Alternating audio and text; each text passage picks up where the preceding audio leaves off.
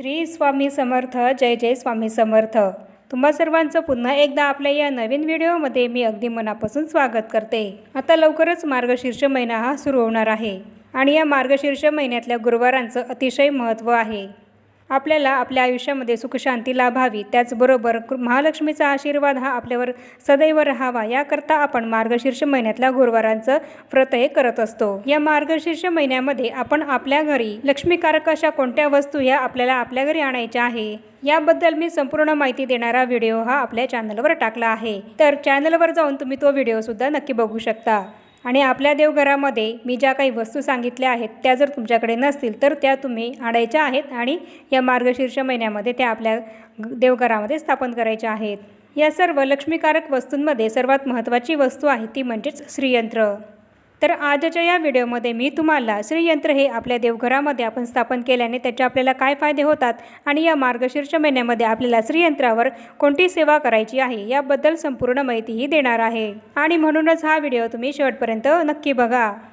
तर सर्वात आधी आपण बघूया की श्रीयंत्र हे आपण आपल्या देवघरामध्ये जर स्थापन केलं तर त्याचे आपल्याला काय फायदे होतात. सर्वात महत्त्वाचं म्हणजे तर यंत्रविद्या ही आपल्या संस्कृतीला मिळालेली महान अशी देणगी आहे. ती आजकाल दुर्मिळ झालेली आहे. आजकाल बाजारामध्ये अनेक प्रकारचे यंत्र हे मिळतात, पण योग्य प्रकारचे श्रीयंत्र हे आपण आपल्या घरी आणायचे आहे आणि योग्य पद्धतीनेच ते जर आपण आपल्या देवघरामध्ये स्थापन केले तरच त्याचे आपल्याला फळ हे मिळत असते. नाहीतर कुठलंही श्रीयंत्र आणलं आणि ते आपल्या देवघरामध्ये ठेवलं, त्याची पूर्णपणे प्रतिष्ठापना केली नाही, स्थापना जर आपण केली नाही योग्य पद्धतीने, तर त्याचे फळ हे आपल्याला मिळत नाही. आणि म्हणूनच तुमच्या घराच्या आजूबाजूला जिथे कुठे दिंडोरीपणे श्री स्वामी समर्थ महाराजांचं केंद्र असेल तर तिथे जाऊनच तुम्ही श्रीयंत्र घेतलं तर अतिशय उत्तम राहील. श्रीयंत्र हे धातूचं असतं. तुम्हाला इथे स्क्रीनवर श्रीयंत्राचा फोटो हा दिसत असेल तर त्याप्रमाणे श्रीयंत्र हे तुम्हाला तुमच्या घरी आणायचं आहे आणि त्याची स्थापनाही करायची आहे. स्वामी समर्थ महाराजांच्या केंद्रामधून जर आपण हे श्रीयंत्र आणलं तर आपल्याला हे श्रीयंत्र योग्य आहे की नाही याची काही काळजी करण्याची गरजच उरत नाही. आणि म्हणूनच मी तुम्हाला सांगेल की इतर कुठूनही घेण्यापेक्षा जर तुम्ही श्री स्वामी समर्थ महाराजांच्या केंद्रातूनच हे श्रीयंत्र घेतलं तर अतिशय उत्तम राहील. हे श्रीयंत्र तुम्ही मोठं किंवा छोटं तुम्हाला ज्याप्रमाणे घ्यायचं असेल त्याप्रमाणे घेऊ शकता. त्याचप्रमाणे आपल्याला या श्रीयंत्राभोवती गुंडाळून ठेवण्यासाठी कमळगट्ट्याची माळ ही सुद्धा घ्यायची आहे. ती सुद्धा तुम्ही केंद्रातूनच आणावी. तर आता आपण बघूया की श्रीयंत्र आपल्या घरात स्थापन केल्याने त्याचे आपल्याला काय फायदे होतात. तर श्रीयंत्र हे माता लक्ष्मीचे आणि श्रीहरी विष्णूंचे आसन आहे. त्याचप्रमाणे अष्टलक्ष्मीसुद्धा या श्रीयंत्रावर विराजमान आहेत. असे श्रीयंत्र जर आपण आपल्या घरामध्ये स्थापन केले तर आपल्या घरातील अलक्ष्मीचा नाश होतो आणि शुभलक्ष्मीचा निवास हा आपल्या घरी सदैव राहत असतो.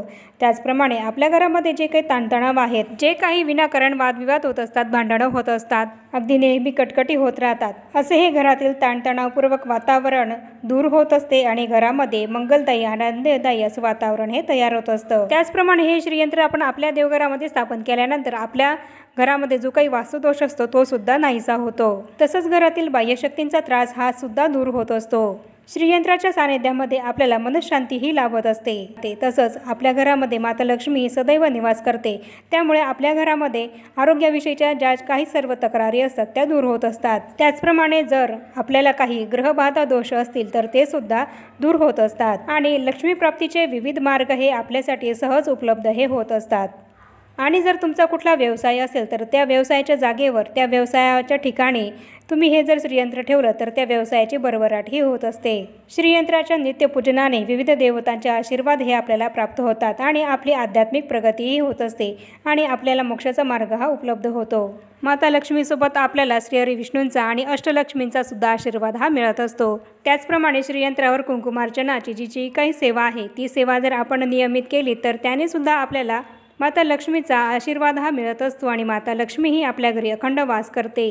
असे एक ना अनेक फायदे आपल्याला श्रीयंत्र हे आपण आपल्या देवघरामध्ये स्थापन केल्याने होत असतात. फक्त हे श्रीयंत्र आपण आपल्या देवघरात स्थापन केल्यानंतर त्याची नित्यनियमाने पूजा आणि त्यावर कुंकुमार्चनची सेवा ही आपल्याकडनं घडणं तितकंच महत्त्वाचं आहे. ही सेवा आपण केली तरच आपल्याला त्याचे फायदे हे मिळत असतात. नाहीतर नुसतं श्रीयंत्र आणून देवघरामध्ये आपण ठेवून दिलं तर त्याचे आपल्याला पाहिजे तेवढे फायदे हे मिळत नाही. या श्रीयंत्रावर जर आपण सेवाच केली नाही तर त्याचे फायदे हे आपल्याला होत नाही. जर तुमच्यावर खूप कर्ज झालं आहे आणि ते काही कमी होत नाही तर तुम्ही जर ही श्रीयंत्राची प्रभावी सेवा केली तर तुमची कर्जातून मुक्तीही होत असते आणि त्यासोबतच माता लक्ष्मीचा सहवास हा या सेवेमुळे तुमच्या घरामध्ये निश्चितच हा राहत असतो।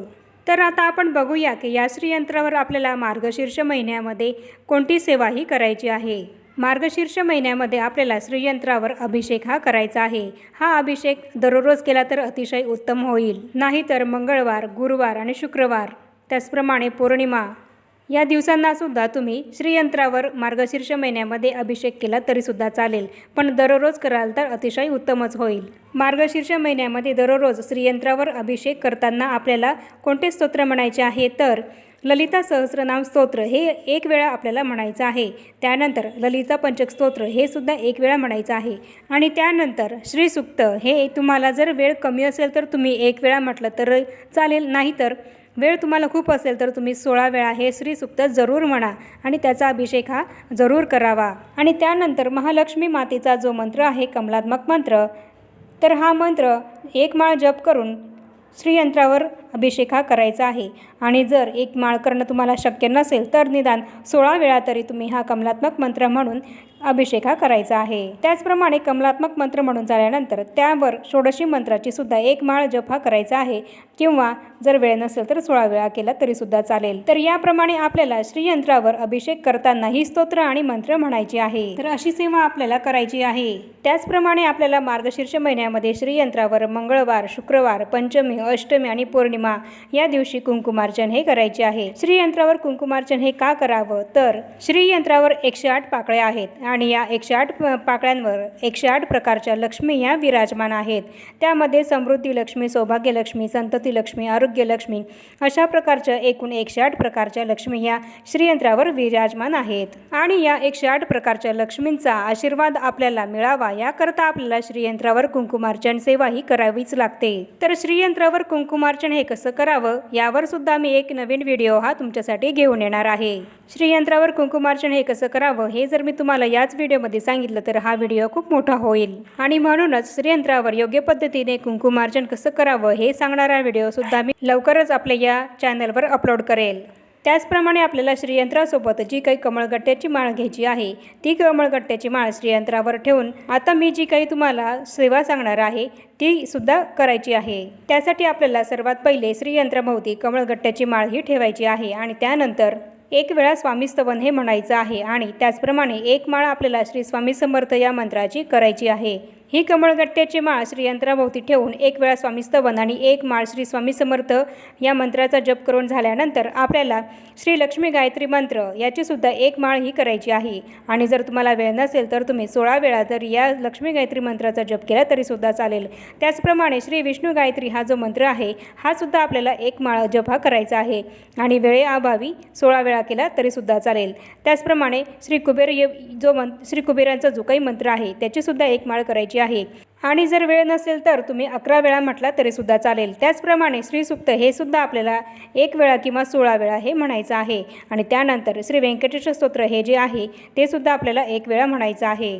हे जे काही स्तोत्र आणि मंत्र मी तुम्हाला सांगितले आहे ते तुम्हाला नित्यसेवेच्या पुस्तकामध्ये मिळतील, पण ललिता सहस्रनाम याचं जे वेगळं पुस्तक आहे ते तुम्हाला घ्यावं लागेल आणि जर तुमच्याकडे नसेल तर तुम्ही ते यूट्यूबला लावून सुद्धा म्हणू शकतात। आणि श्रीयंत्रावर फुले अर्पण करताना ती आपल्याला नेहमी श्रीयंत्राला पांढरी फुलेच ही अर्पण करायची आहे।